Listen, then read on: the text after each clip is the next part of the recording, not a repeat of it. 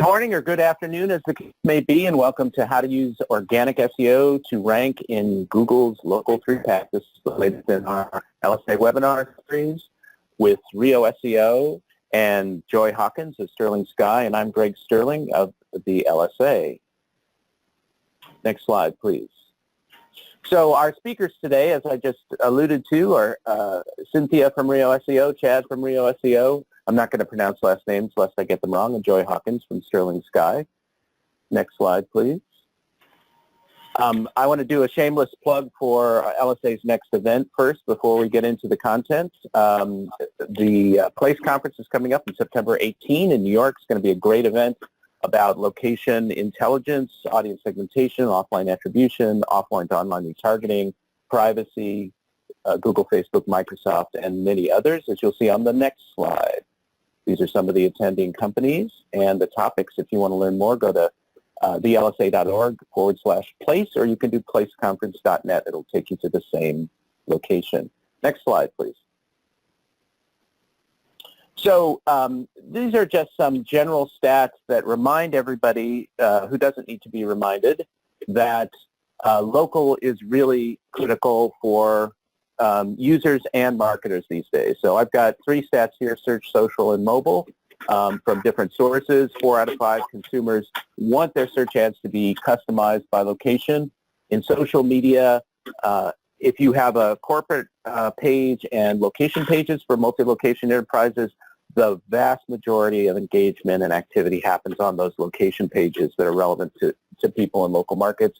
And of course, on mobile devices, as you all know from personal experience, people are significantly more likely to engage or buy something when the content is customized to their location, and that's a Google stat. So next slide, please. And this is my final slide before I let Rio take it away, and then I'll come back to field questions. And before I do this slide, I want to let you know a couple of things. Our hashtag today is Rio SEO, RIO SEO, if you want to tweet about what we're hearing about and talking about. I also would like to let you know that you can ask questions. You can submit questions at any point in time during the webinar, and then we'll get to them at the end. And if you have a question for a specific person, since we have 3 speakers, it would be very helpful if you indicated Cynthia, Chad, Joy, because that will help me direct the question to the correct person. And so what are we going to talk about today beyond how organic rankings impact local SEO? We're going to talk about why organic ranking will boost your local presence, some of the key organic ranking factors, how to get ranked, and the local 3-pack, how to reach consumers at different points in the purchase cycle, and how to be sure that you're meeting their needs in micro moments. As you all know, that if you don't address consumers in the moment on their mobile devices in the proper way, then very often they're likely to abandon and it's a missed opportunity. So with that, I want to turn it over to Cynthia from Rio to get into the content here. Thank you. Okay, so to start off with, I always think it's helpful to have sort of a macro view to begin, because we'll be drilling into some use cases and details about, ways to have good organic and local SEO. But it's always important to recognize, as Greg was mentioning, this ever-changing demand of that right here consumer. As they are starting to want more and more details, the reality is that it's almost that you're not just competing for SEO and against other brands in your category, but competing against yourself for the best digital experience. Consumers have high expectations for what they're looking for, and those moments to transaction are growing. Last stat I saw was 50% are more likely to purchase immediately now than a year ago. So that adoption rate is changing. And so part of what we really want to be sure, whenever talking about what you're doing in page, is to be sure that you're recognizing that brand experience, right? That, if they're less likely to purchase from you in the future because you didn't solve their needs, then be sure when looking at your strategy that that is first and foremost. Your head pin has to be about consumer experience and delivering what someone needs in that moment. And I reference the Think with Google down below just because it's very worthy of looking at some of the studies that they're coming up with. Recently, they had one that they're really discussing what consumers are looking for in those moments of need. You should familiarize yourself with it because they're saying, help me faster, know me better, and wow me. So as you're looking at content to drive your local strategy, you have to be sure that you're actually allowing them to be helped faster, more personalized, and really being sure that you can wow them with a positive experience, because the negative results is not one that you want for your brand. So if you haven't evolved deeply into the strategy yet, be sure that that experience is the headpin in front of what you're going after. But I want to be sure to not take too much time on that discussion and pass this along to Chad, who's our senior SEO strategist, who really will drill into some of the connections we're seeing between organic and local. So Chad, I'll pass it to you. Thanks, Cynthia. Hey, everybody. Yes, we want to talk about why organic and local are not separate, but actually feed off each other and impact each other. For one thing, is it's been a big issue in 2017 is a recent local ranking factors report that came out that addressed two key factors that are not directly related to Google My Business, but actually off-site where there is going to be organic signals, link signals and on-page signals actually have an impact on your local visibility and your local ranking. And this is stuff that you can do on your own website, on your own locator, on your own landing page. That would be more traditional SEO, but that's going to have a major influence on if you're going to have a better positioning locally. So having a proper link profile that is built out is now the #2 local ranking factor. For organic, it's #1. Backlinks have made a big comeback, and it's something that's been a big buzz locally in the industry.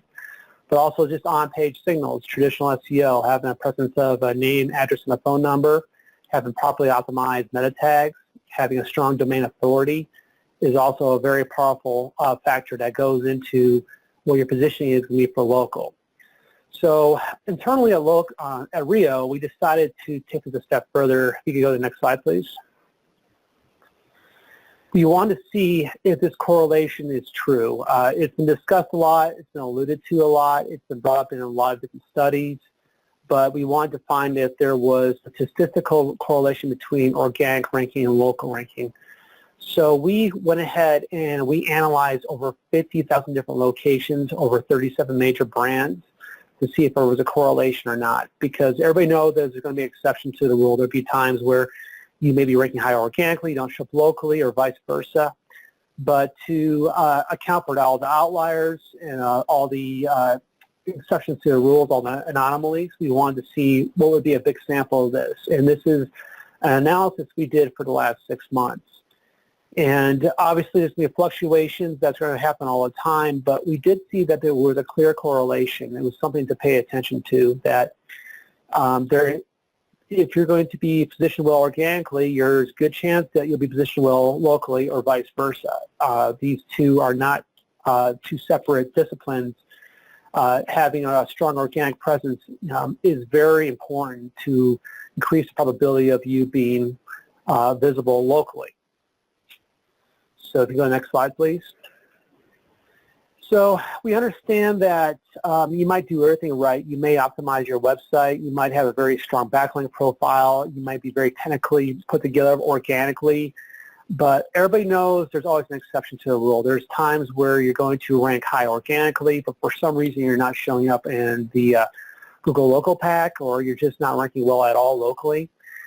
And we want to understand why that is and why the nuances is and what to do to address that. And Joy Hawkins, who's also on the call today, came up with a very interesting case study a few months ago that addresses this issue. Keywords that have a geophrase modifier, so we'll say someone's looking for, say, a city to a keyword, say Tampa, handyman, are likely to see different results in Google as opposed to someone who's just searching for handyman in Tampa. We say the word handyman Tampa, where we're actually using that phrase, where a user's actually searching for that geophrase, that would be what we call an explicit local search query, as opposed to If you're just searching for handyman in Tampa, that would be implied. You live in Tampa, you live in Chicago, you live in New York. If you search for handyman, it's implied that you're looking for a handyman near you. But also, there are many users who will modify that phrase to bring up the city as well. But Google treats those results differently. The people who are searching for the geo-modified phrase handyman in Tampa are going to see results that are more focused on local SEO signals. That would include proximity, which is also the #1 ranking signal, Google My Business categories, name, address, phone numbers, etc. You go next slide, please. And this is an example of an explicit search term. Someone's searching for the city and name. And this person is ranking very well organically, but not locally. And they're wondering why they're not in the local pack. Again, this is because Google is treating these results differently. For explicit search terms, the local SEO factors are going to be much more heavily weighted. They're going to be brought up in your Google My Business search phrases, how well you're categorized, the proximity is going to be heavily weighted in. But for implied phrases, if you go to the next slide, please. An implied phrase is going to rely more heavily on traditional SEO signals, for organic signals, for backlinks, for content, etc. And this would be a way to address situations where we're seeing an exception to the rule. We're like, well, why are we ranking high for this and we're not ranking high for that? It's still very important to focus on organic SEO and traditional SEO to give you the best possibility of getting both into the local pack and ranking high organically, because many people are searching for implied local phrases. We've all been there where we look for a restaurant near me, a store near me, a gas station near me, etc. Having a strong organic presence will impact you locally as well. You go to the next slide, please. So this is some takeaways. Organic SEO is going to be very important for implicit local search queries. That means what we discussed earlier, if you search for a phrase that's near you, you want to be focusing on the landing page value, having a locator or a landing page specific to that location that will impact you locally as well. Having a well-optimized website, having backlinks, etc. It's something that you really cannot ignore straight out if you want to be serious, especially if you're enterprise SEO. But take into account for situations where you might see exceptions to the rule. Proximity is still a major issue, and it always will be an issue, but it's even more of an issue for explicit local search queries. So the next slide, please. Some takeaways. Again, make sure that you are always looking at traditional and understand that the two disciplines between local and organic are not the same. Having a high organic ranking won't guarantee you to get in a local pack, but will increase your probability of that happening. And having a well-optimized locator is no longer something that you want to ignore. It's something that you need to look seriously in, whether you're working with a client or if you're internal or in-house working with local SEO. Having the details and traditional SEO signals on an organic landing page will increase the probability of you getting into the local pack. It creates a better all-around experience for both the user and for the search engines, and it'd be the best interest to have that. So that's what I had. Thanks a lot. I believe Joy is next. Yeah. Thanks, Joy. Yeah, no problem. So I just wanted to touch on, I guess, an update in regards to that specific example. So when I wrote that article on the handyman example last year, it was before the Possum update in September of 2016. And when Possum, basically they changed the ranking signals quite a bit, that particular example actually does now rank in the local pack. And the main reasoning for that is one of the biggest things we saw change with Possum was that the proximity of the business to the actual searcher is now the #1 ranking factor. So it used to be the case, like no matter where you were searching, if you typed in handyman Tampa, you'd kind of see the same thing. And businesses that were close to the city center would get favored.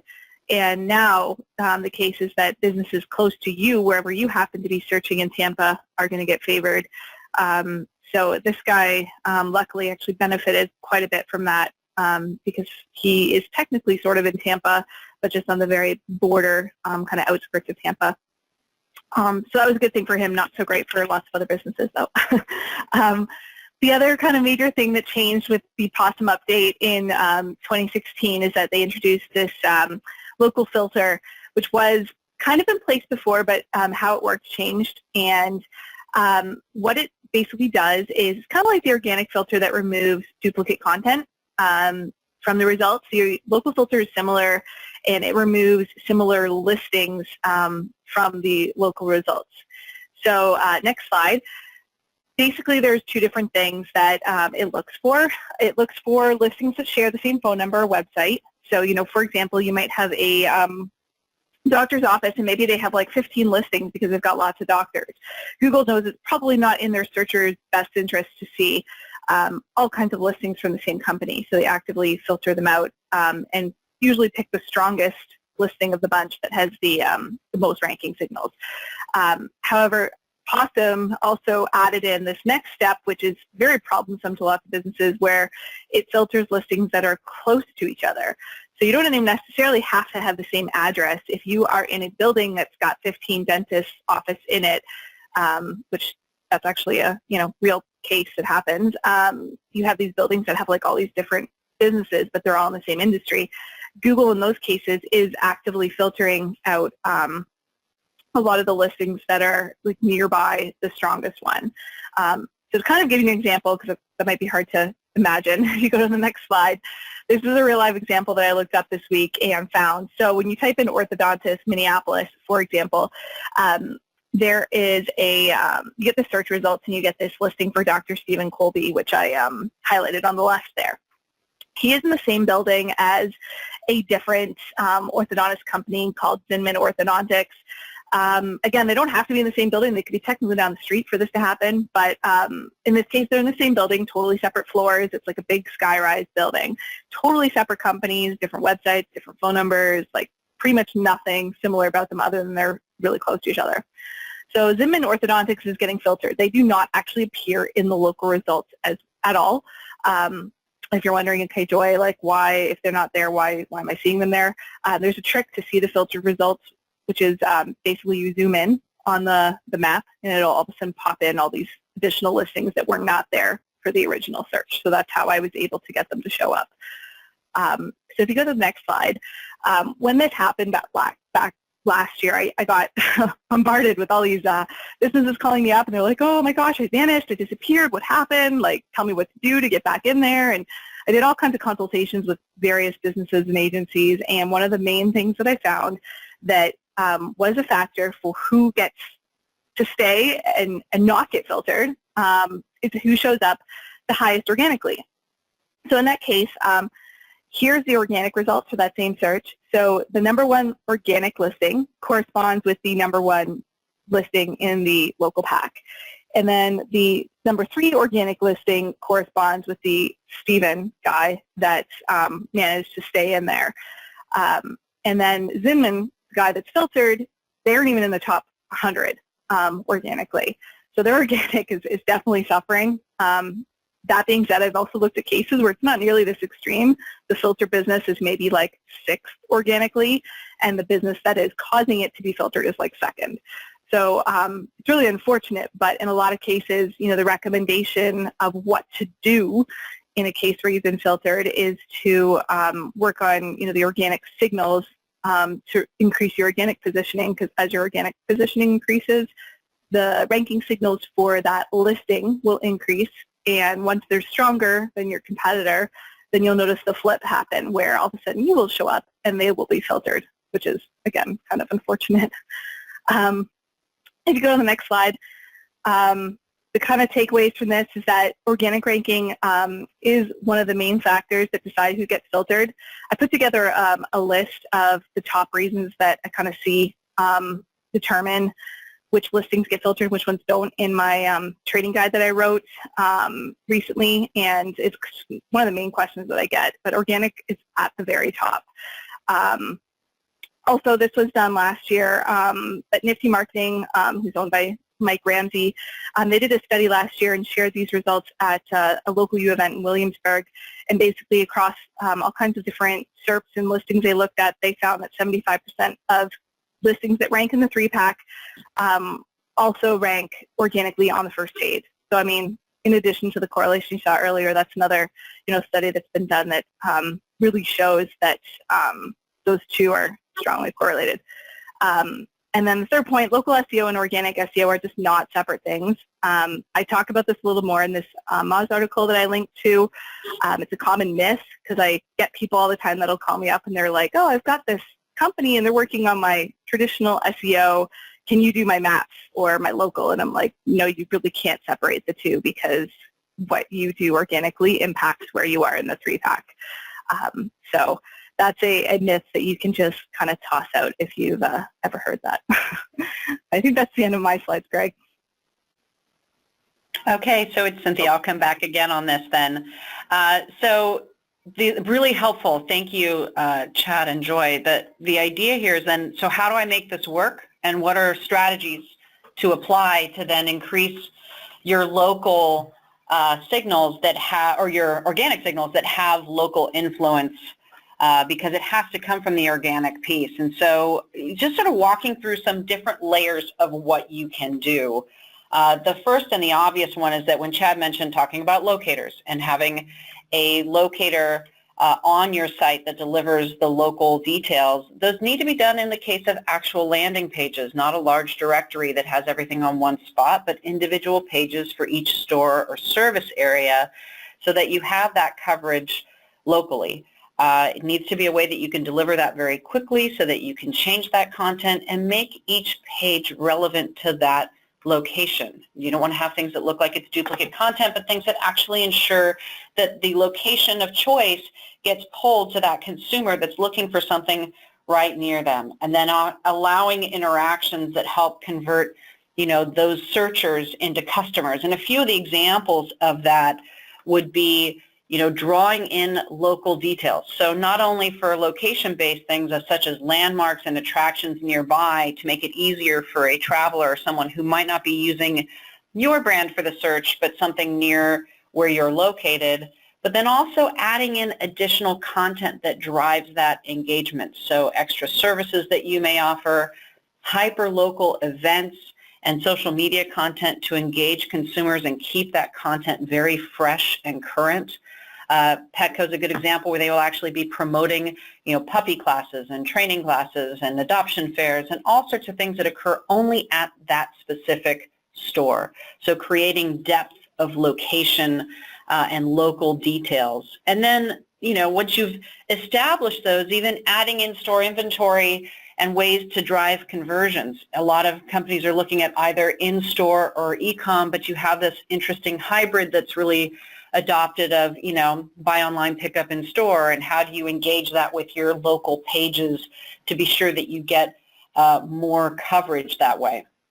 If you've established those, the next step would be taking from what would be a store location page to specialty pages that could actually drive even more depth to that individual location. And the example I have here is, again, Petco, because they have key specialty areas that they want to cover that are available in different stores, whether that be aquatics or dog training, grooming, vaccinations. And so creating pages deeper into that location so that not only do you see the store and the details about that store, but then details about that store and the dog training classes that they're offering, so that you really get that hyper-local content and against unbranded keywords. So if someone doesn't think Petco, but they say dog training, then this is another way to ensure that that location gets more coverage.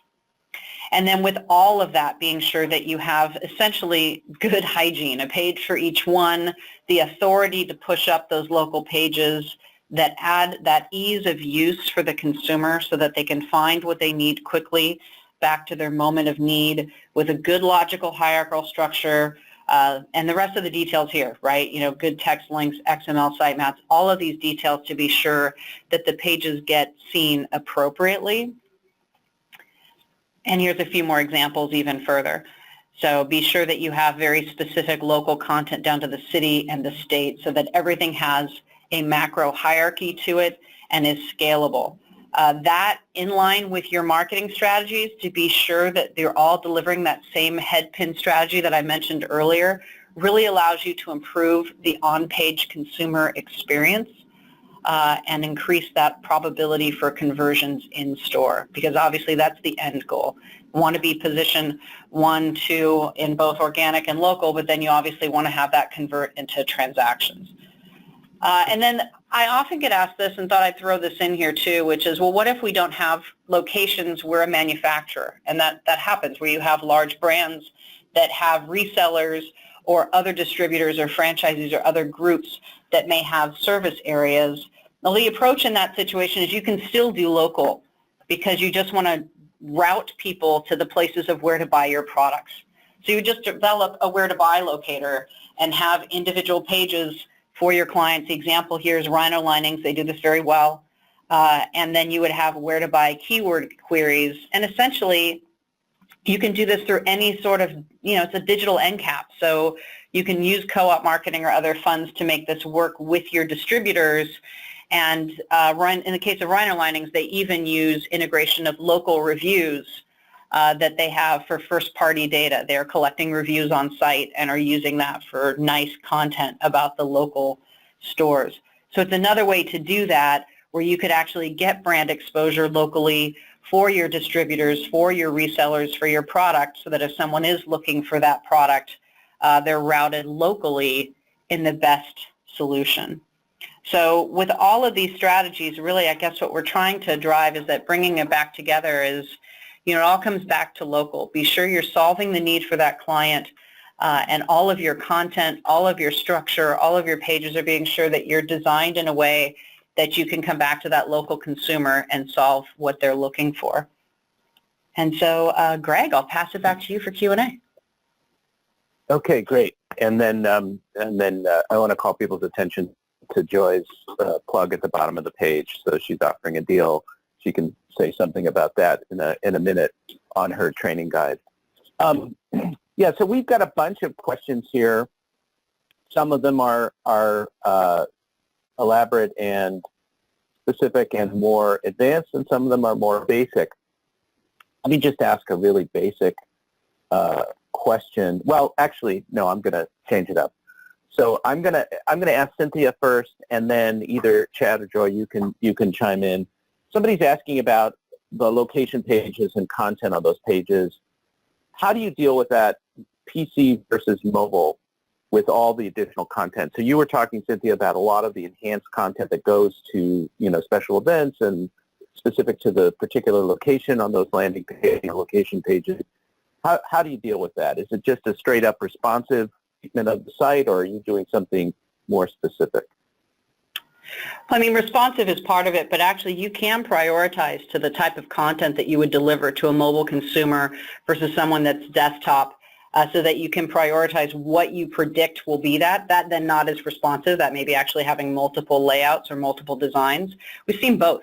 It really depends on the depth of the content, because recognizing that a PC user or a desktop specifically user may go in for more detail, whereas a mobile consumer may be wanting key information. So it's about prioritizing that content and either having it responsive with that prioritized content on top, or actually having different instances.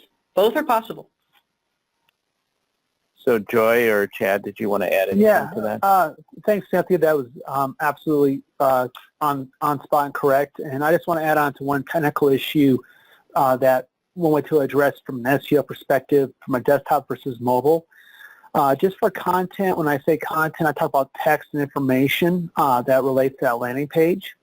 It would be in your best interest as an SEO to expand the content information on a desktop experience. Make sure that there's some custom content that is unique to that landing page. And if it's a local landing page, which we're all discussing, have a talk about areas and landmarks and cross streets that are unique to that landing page, and make sure it's visible. It must be visible for Google to respect it. When I say visible, sometimes developers will have a option to collapse content information, like say view more or view less.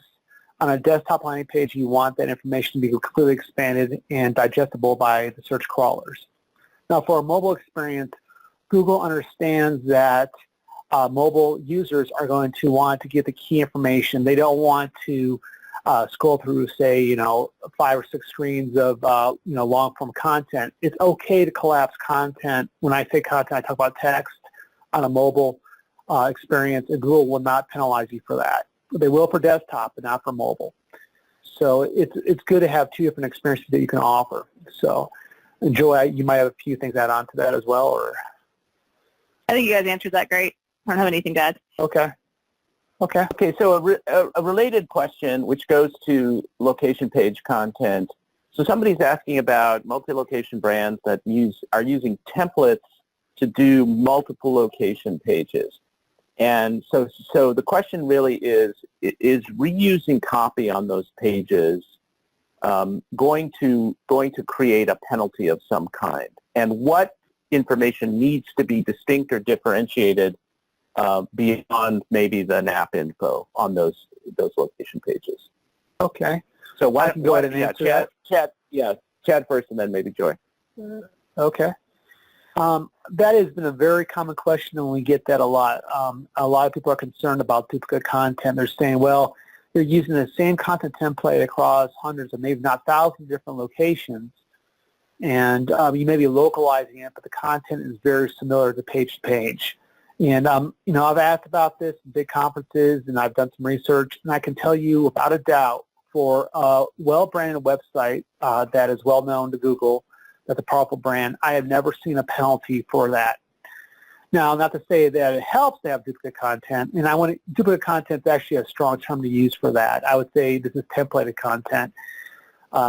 It would be beneficial for a local marketer or local SEO to look at opportunities to create customized information at the location level, at least, or maybe even at the city level. If there's a city level that branches out to several individual location pages, that city level should have unique content unique to its location, if that's possible. But as for a penalty for an enterprise brand that has many locations that's very strong, Google recognizes that is common. That's just, it's an issue where it may not be feasible to create thousands of different of unique landing pages that have different content information. So I have never seen a penalty for that, but that's just my 2 cents. Joy,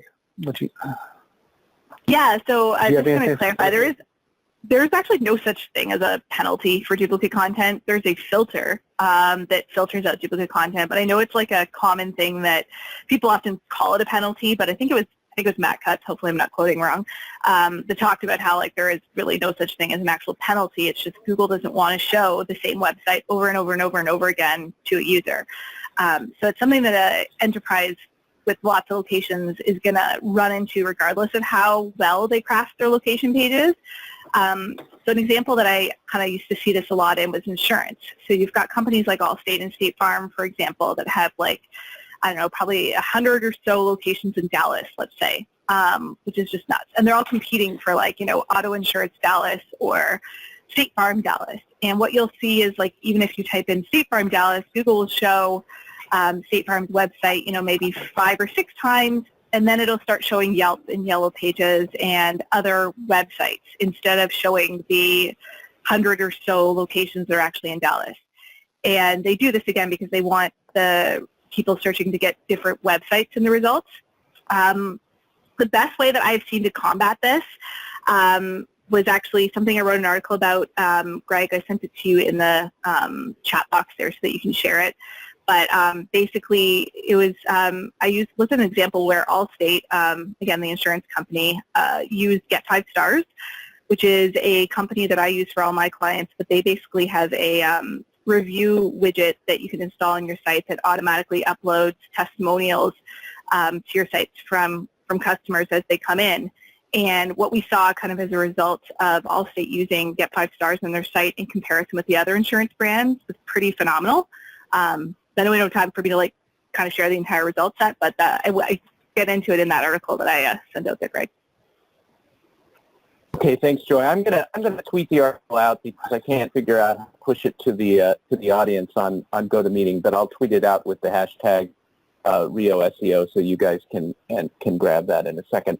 So I've got a related issue, and I'll go first to Joy, and then Chad or Cynthia, you can follow up because Joy just spoke about this. So somebody's asking, Cynthia, it's your example of a brand, a manufacturer who doesn't necessarily have individual stores but sells through third parties in local areas. And so the question really is, can the brand itself, the manufacturer, create local landing pages, which is what you were seeming to recommend, or at least a directory, for resellers, and then rank locally, especially if you've got the reseller, and the example here is Home Depot, also trying to rank in the local market. What's going to happen if I'm a brand, I'm trying to rank for my product, maybe showing retailers, and then we've got retailers who are also carrying my product.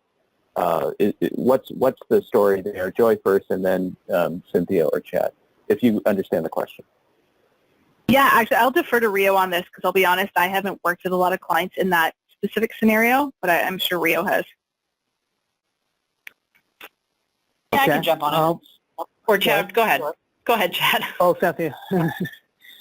We came across a scenario before, and I understand that they were like, well, hey, this is a reseller. We're having a dealer locator where this dealer wants to get additional visibility through this organically. And in that situation, I still think it's very possible to gain visibility organically, but to make sure that this reseller landing page is optimized properly and has custom content is even more important. It must be differentiated from the actual landing page of the seller itself to show a difference organically. We have ran this situation once or twice, and we have success addressing this for these clients. But it has to be, when we were talking about templated content earlier, in this situation, I would recommend taking things a step further and making sure to have content that's different than the competing web pages, especially if it's a reseller page, that really makes a difference. I would not take, say, a manufacturer's description of a product that's existing already on this landing page and then paste it again on a reseller page. Don't do that. Make something create content that's unique towards this landing page, and maybe creates value and it creates extra details and a unique user experience. That would be something Google would appreciate.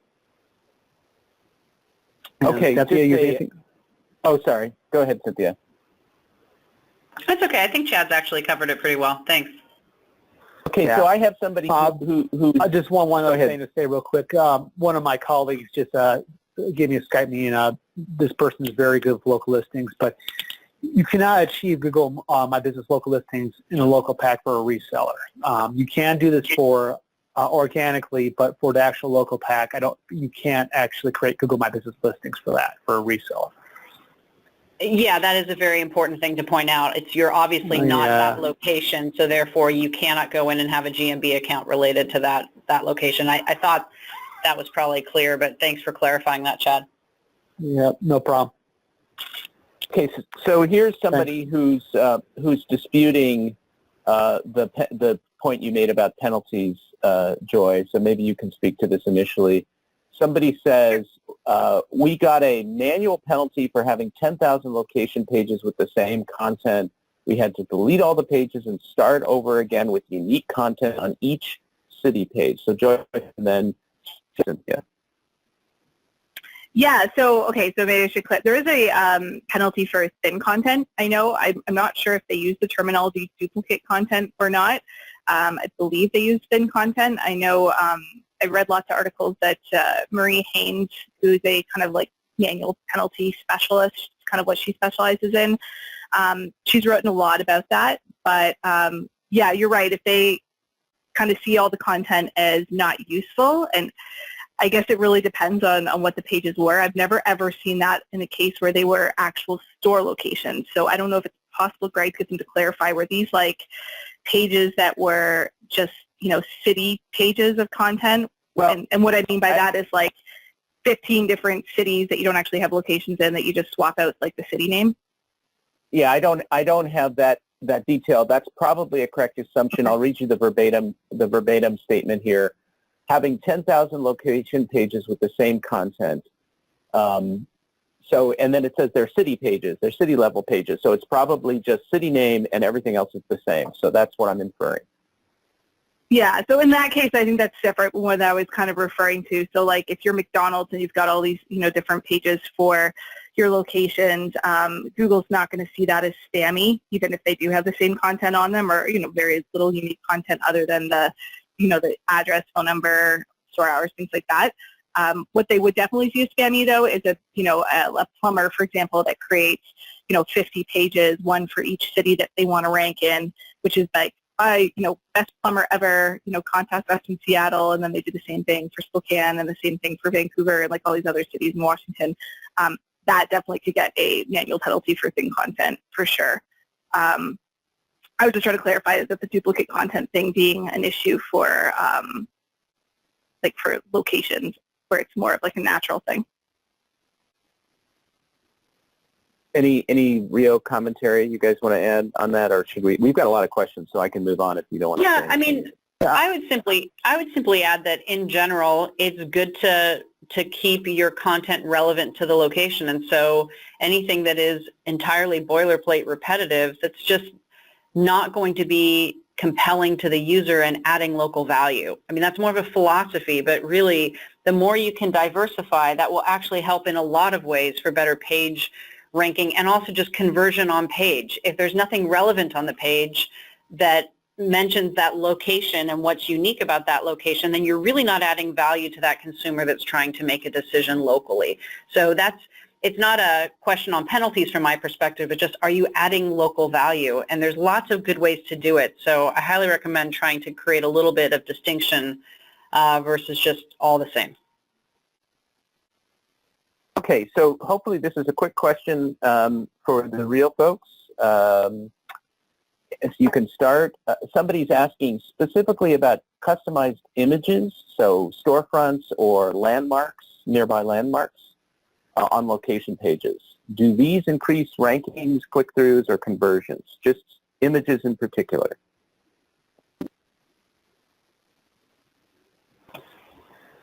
Chad, you want to take that? Yeah, I'll go ahead and handle this. I would say from a pure technical SEO standpoint, I wouldn't say that directly influences that. However, to get even more into the weeds, you could always optimize an alt tag related to that image about that location where it's at, which is a positive SEO signal.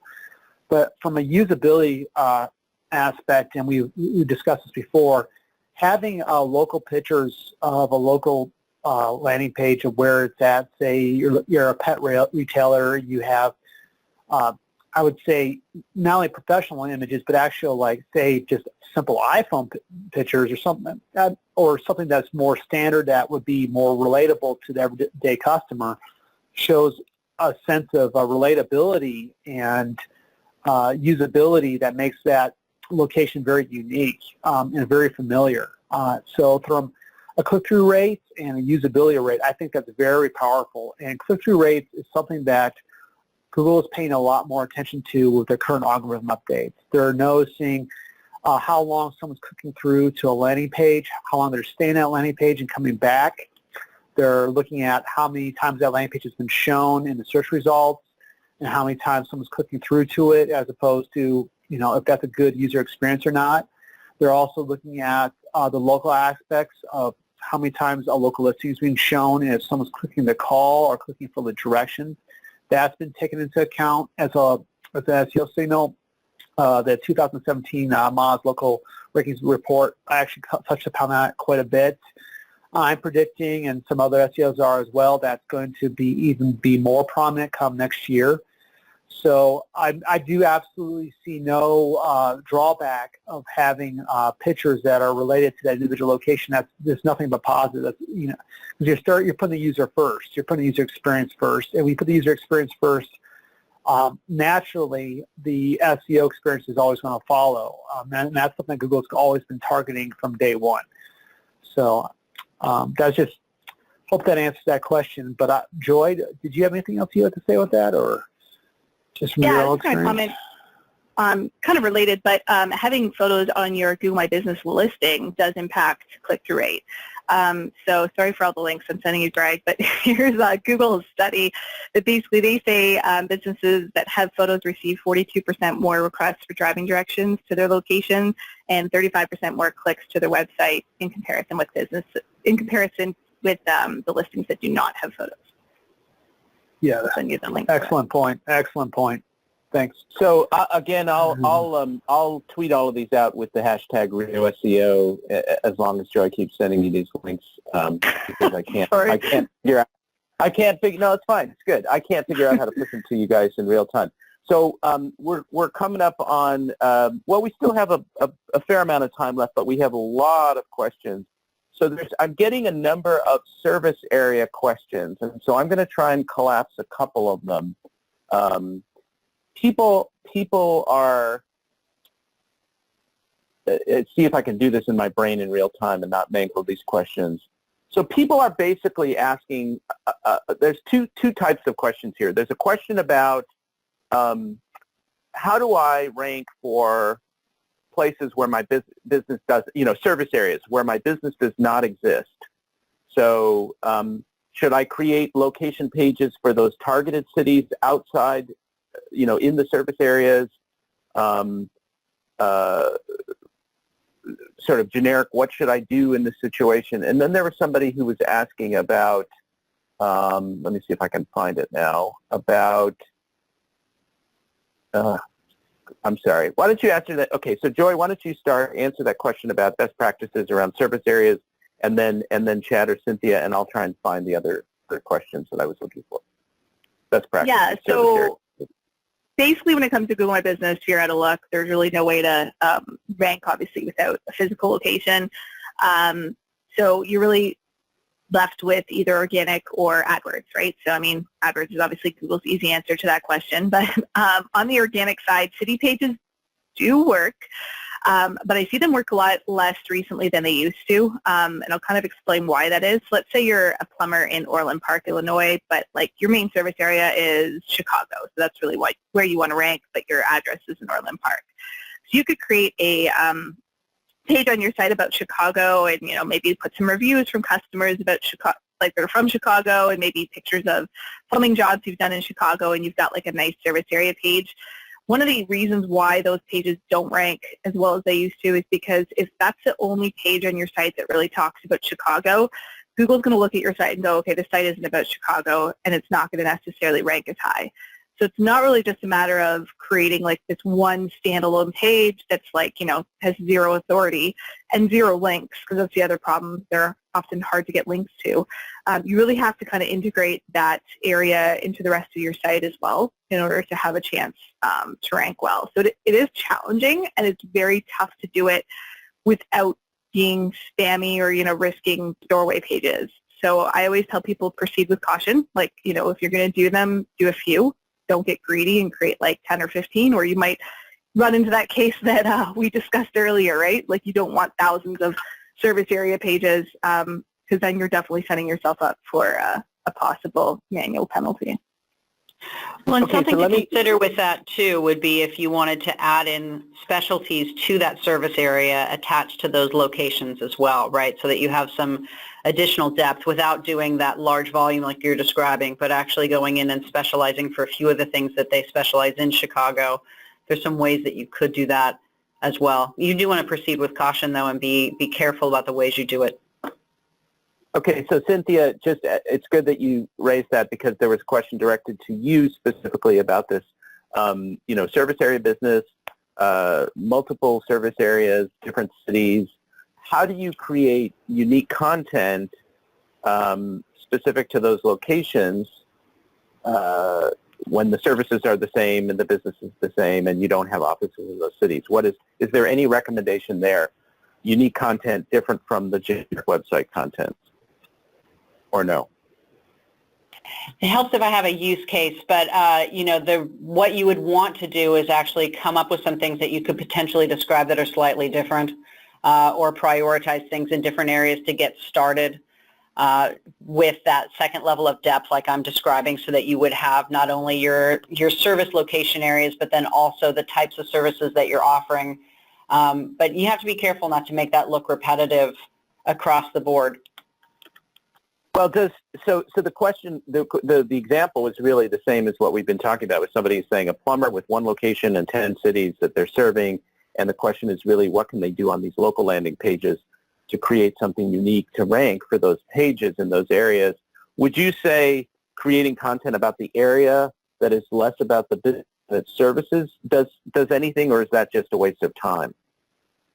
It needs to have some correlation with the two. You could actually do special coupons for different service areas, different content that's related to the business but then is specific about that area, and try to tie that in. That's one way to do it. Okay, that's very helpful. Go ahead, Chad.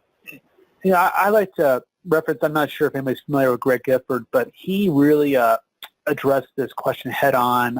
It was an older article that he sent out 2 years ago. It has to do with content silos and siloing local service areas.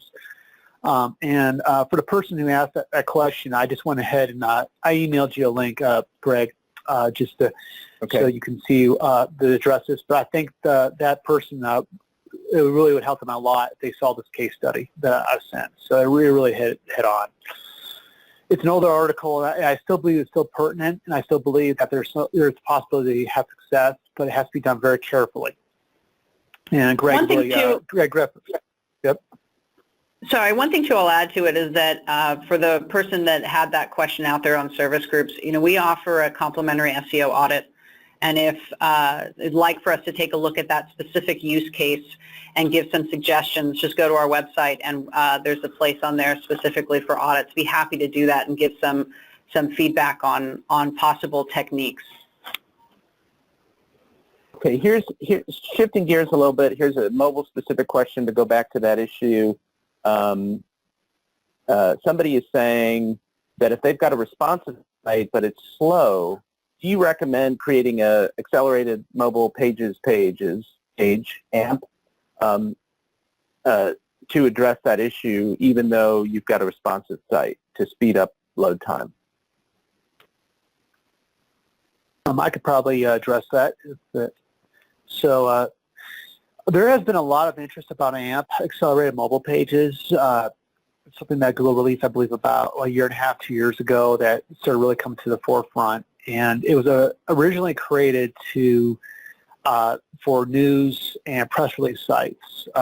Especially have to do with the current events, and if someone is going for a search looking about the latest news about politics or sports, and if you see a mobile carousel, some people are familiar with this. That's when you do a search on your iPhone or your Android phone, and you see a scrolling section of different news outlets giving information about this current event, and you'll actually see an icon saying that has been AMP optimized or not.